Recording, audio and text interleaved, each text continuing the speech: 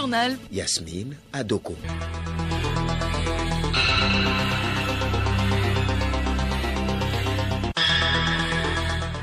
Bonjour à toutes et à tous. Au sommaire de ce journal, des jeunes leaders d'associations de l'Afrique de l'Ouest sont en formation depuis ce matin à Lomé. La rencontre est centrée sur la culture de la paix à travers la question du leadership féminin, la citoyenneté responsable, la cohésion sociale et l'ouverture d'esprit. Quelle stratégie pour lutter contre la chenille légionnaire en Afrique subsaharienne? Le sujet fait l'objet d'échanges à Lomé. L'atelier réunit des chercheurs et étudiants de la sous-région pour 3 jours. L'investiture de Félix Tshisekedi, confirmé président élu de la RDC par la Cour constitutionnelle, aura finalement lieu après-demain. Pour l'heure, les tractations se poursuivent pour la formation du gouvernement entre la plateforme du président sortant Joseph Kabila et celle de son successeur. Et puis sport football, séance d'entraînement ce matin des éperviers de moins de 20 ans au stade municipal de Lomé. Les juniors togolais affrontent leurs homologues burkinabés demain dans le cadre d'un match amical international.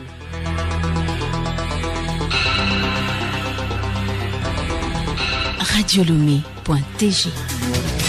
Des leaders d'associations de jeunes venus de la sous-région ouest africaine sont en atelier de formation sur la culture de la paix depuis ce matin à Lomé, placé sous le thème « Genre et citoyenneté responsable » dans les cercles juvéniles pour la paix en Afrique de l'Ouest. Cette rencontre se veut un cadre d'échange entre les jeunes leaders. Bénédicte Kanda. Pendant 4 jours, les participants vont être entretenus sur plusieurs thématiques, notamment la démocratie citoyenne, la prévention des conflits, le leadership féminin et la promotion de la paix. Il s'agit de contribuer à l'implication des associations de jeunes dans la création d'un climat de paix durable en Afrique de l'Ouest en valorisant l'approche genre dans tous les processus qui y contribuent. Karoué Edouard Piherva, président international du mouvement Miek Pax Romana. La résolution 2250 du Conseil de sécurité qui a été sortie en août 2015 et demandant au gouvernement d'impliquer de plus en plus les jeunes dans les sphères de décision quand il s'agit de la promotion de la paix. Parce que cette jeunesse est marginalisée la plupart du temps quand il s'agit des décisions qui les concernent. Parce qu'on se rend compte qu'étant protagonistes la plupart du temps, quand il s'agit des conflits, ils ne sont pas partie prenante des décisions qui les concernent. Donc, nous inscrivons dans ce contexte de la résolution 2250 et de la résolution 1325 du Conseil de sécurité aussi, qui encourage l'implication des femmes dans la promotion de la paix. Cet atelier est une initiative du mouvement Miek Pax Romana, engagé dans la culture de la paix et la justice sociale en partenariat avec l'UNESCO. Les chenilles légionnaires d'automne au centre d'un atelier de 3 jours démarré ce matin à Lomé. La rencontre réunit des étudiants et chercheurs de l'Afrique subsaharienne et a pour objectif de réfléchir sur les moyens de lutter contre cette chenille très présente dans cette région de l'Afrique. Odette Kbira. Cette chenille d'origine américaine a fait sujet de plusieurs rencontres de recherche. Il en ressort que beaucoup reste encore à faire pour l'éradiquer. Pendant 3 jours, les participants vont notamment passer en revue les résultats déjà obtenus. Pour l'Allemagne, partenaire financier de l'atelier, la chenille est une menace pour l'Afrique, d'où la nécessité de son financement pour continuer les recherches. Christophe Sander, ambassadeur d'Allemagne au Togo. Je crois qu'il est toujours important de laisser discuter les chercheurs d'Allemagne et les jeunes académiques de la région. Deuxièmement, je crois que le sujet en soi, c'est vraiment très important. La chenille légionnaire, c'est une grande menace, donc toujours important de mieux se former, toujours important d'organiser des rencontres des jeunes académiques de la région, parce que eux, c'est la future de la région de l'Afrique. Et si l'Allemagne peut contribuer un peu à leur formation, je crois que c'est un effort bien important. Les autres méthodes de lutte vont être également débattues à cet atelier. Une conférence internationale de la mutualité s'est ouverte ce matin à Lomé. Cette initiative de l'Association internationale de la mutualité AIM, en collaboration avec le gouvernement togolais, veut éliminer les obstacles qui se dressent contre l'arrimage des mutuelles de santé aux politiques de couverture de santé universelle et de protection sociale. Gilbert Bawara, ministre de la fonction publique, du travail et de la réforme administrative. L'amélioration des régimes actuels de protection sociale et leur extension aux travailleurs et à leurs familles qui en sont exclus, ainsi que la promotion de la sécurité, la santé et l'hygiène sur les lieux de travail. Le renforcement des capacités humaines et institutionnelles des organismes publics et privés ayant en charge la protection sociale. Ces options fortes, déclinées en 10 axes prioritaires, traduisent la volonté commune des États africains de consolider les fondements des régimes de prévoyance sociale. De nouvelles stratégies pour une sécurité sociale de meilleure qualité et plus prégnante. L'enjeu étant d'assurer une meilleure protection aux populations, surtout dans un processus d'évolution accélérée du monde où les demandes sociales sont multiples et exigeantes. Placée sous le thème « Le pari de la mutualité pour le 21e siècle », cette deuxième rencontre, après celle de la Côte d'Ivoire, rassemble des représentants de gouvernements et d'organisations internationales, des mutualistes du Sud et du Nord et des organisations de la société civile. D'une rencontre à une autre, une formation de 10 jours a débuté ce matin à Lomé au bénéfice d'une 50aine d'agents du Centre régional de formation pour l'entretien routier CERFER. La formation qui porte sur 4 modules, notamment le diagnostic des pathologies des infrastructures routières, est une initiative du ministère des Transports et des Infrastructures. Théophile Dandako. Les structures et infrastructures routières, le montage des dossiers de soumission préoccupe en effet le ministère en charge des infrastructures. La formation qui prend fin le 1er février prochain permettra de diagnostiquer les pathologies routières et de leur trouver une gestion efficace. Sama Urodjobo est le directeur général du CERFER. La formation va se structurer autour d'abord du diagnostic des pathologies pour savoir qu'est-ce qui ne va pas et par rapport à chaque type de pathologie, quel remède il faut apporter. Nous avons également remarqué qu'il est important que les petites et moyennes entreprises maîtrisent le montage des dossiers d'appel d'offres, qu'ils sachent également formuler correctement les prix. C'est toujours nécessaire de réviser. Cette formation, c'est pour apporter toujours les moyens de rendre plus performants les prestations des petites et moyennes entreprises. À chaque fois qu'il y a quelques nouvelles technologies aussi, il faut communiquer pour que les gens sachent comment le faire. Durant les 10 jours, la formation se déroule à CERFER à Lomé. Dernière information en page nationale, une campagne nationale intégrée de vaccination contre la rougeole et la rubéole, de supplémentation à la vitamine A et de déparasitage à l'albendazole se tient du 31 janvier au 3 février prochain. En prélude à ces journées de santé de l'enfant, la Direction régionale de la santé Lomé Commune a organisé ce matin une réunion d'information, de sensibilisation et de mobilisation des autorités et leaders d'opinion en vue d'une grande participation des populations. Geneviève Pognon. La fourniture de micronutriments essentiels à la survie et à la croissance des enfants a été démontrée comme faisant partie des interventions les plus efficaces pour réduire la morbidité et la mortalité chez les enfants de moins de 5 ans. C'est donc dans ce cadre que se situe l'organisation de ces journées de santé de l'enfant comptant pour le premier tour de l'année 2019.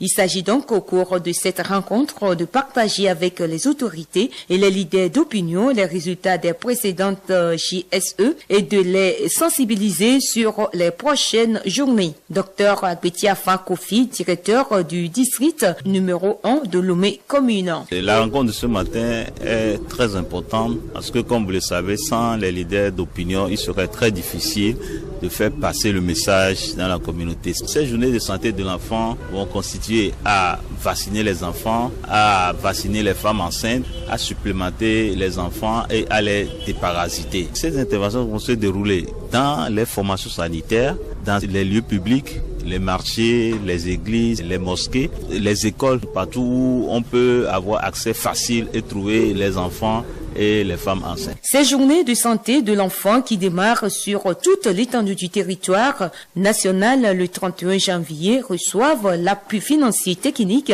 de l'OMS et de l'UNICEF. Messan Adade, chargé de communication pour le développement à l'UNICEF. L'UNICEF est l'un des partenaires importants pour le Togo qui accompagne le gouvernement dans les actions préventives comme curatives pour ce qui concerne la santé des enfants et des mères. Le développement d'une famille, d'une communauté et partant d'un pays, la base c'est la bonne enfance. Si les enfants naissent et que nous nous occupons bien de leur santé, ils sont en bonne santé et ils grandissent bien, nous sommes sûrs qu'ils ont de très grandes chances de devenir un pilier de développement du pays. À noter que le district sanitaire de la région Lomé Commune entend atteindre 220 000 enfants après ces journées. Le journal Yasmine Adoko. À l'étranger, la République démocratique du Congo est désormais dans l'attente de l'investiture de Félix Tshisekedi comme nouveau président du pays. La prestation de serment était prévue ce mardi, mais la cérémonie devrait plutôt se dérouler jeudi. Edmond Soba. En attendant l'investiture, les tractations se poursuivent sur la formation du gouvernement entre le FCC, la plateforme de Joseph Kabila, et CASH, celle de son successeur, Félix Tshisekedi. L'un des premiers actes du président Tshisekedi devrait être de nommer un informateur, une personnalité qui doit chercher une majorité au sein de l'Assemblée. Une assemblée qui, au vu des résultats des législatives, reste largement acquise à Joseph Kabila. Un informateur, c'est la procédure prévue par l'article 78 de la Constitution quand le président a des difficultés pour trouver une majorité au Parlement et identifier un Premier ministre. Ce sera donc dans les prérogatives de Félix Tshisekedi. C'est CASH qui y tient, mais c'est juste une question de forme, assure un cadre du FCC. Pour la plateforme du sortant, Joseph Kabila, les quelques 350 députés fraîchement élus à l'Assemblée lui garantissent le poste de Premier ministre et l'essentiel des postes au gouvernement. Et ce, même si au sein du FCC, certains s'étaient inquiétés de voir ce week-end le ministre Bahati Lukwebo, autorité morale de l'AFDC, deuxième formation politique de l'ancienne majorité, rendre visite au nouveau président. Mais quelle place sera réservée à CASH au gouvernement quand la plateforme du nouveau président n'a qu'une cinquantaine de députés? CASH essaie aussi de déboucher du côté de l'AMUCA, l'autre coalition de l'opposition qui a près d'une centaine de députés. Le Burkina Faso a un nouveau Premier ministre depuis hier. Christophe Dabiré a été nommé par le président Roch-Marc Christian Kaboré en remplacement de Paul Kabatieba qui a remis sa démission et celle de son gouvernement le 18 janvier dernier. Christophe Dabiré, plusieurs fois ministre et député, précédemment commissaire à l'UMOA, est un économiste chevronné et un politique averti. Il prend les rênes du gouvernement à un moment où le dialogue social, la relance économique et les défis sécuritaires s'imposent comme challenge au Burkina Faso. Un an après l'arrivée au pouvoir de George Weah, les Libériens s'impatientent. Les promesses de campagne tardent à se concrétiser. Sylvie Tiangaï.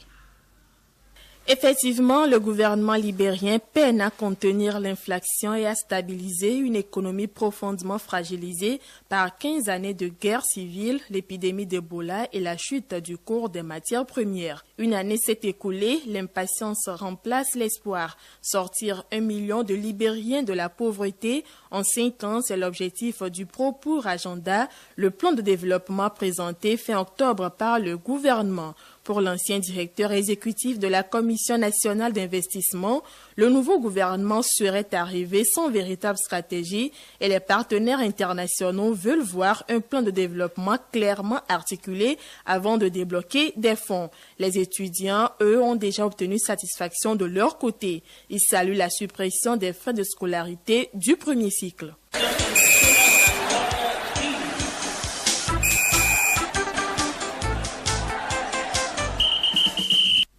Cyclisme, la Tropicale Amissa Bongo connaît sa deuxième étape ce mardi.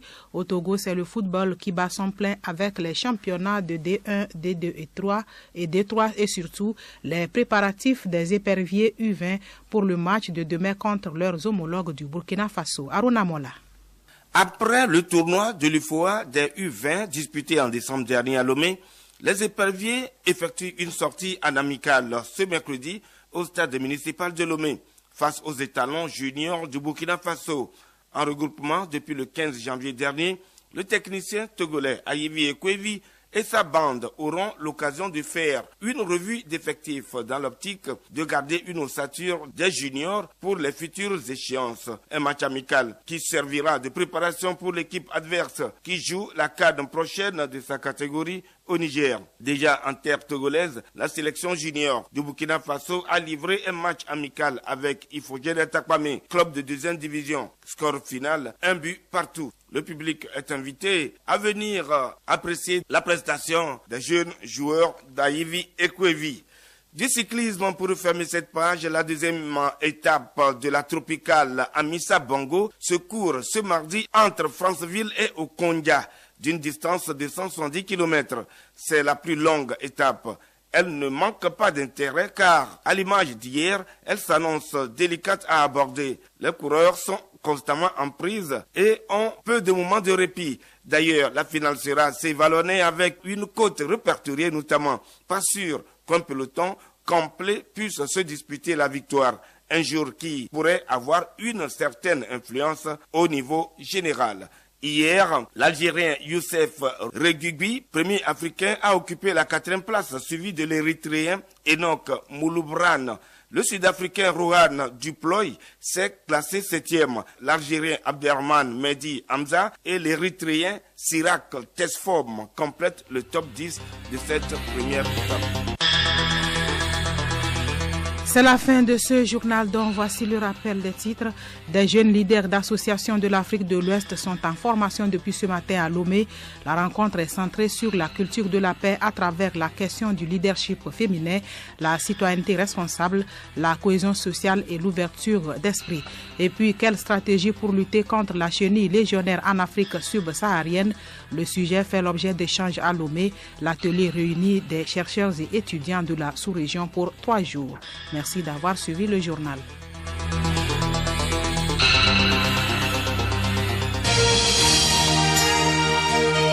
Radio Lomé, boîte postale 434, email radiolomé@radiolomé.tg. radiolomé.tg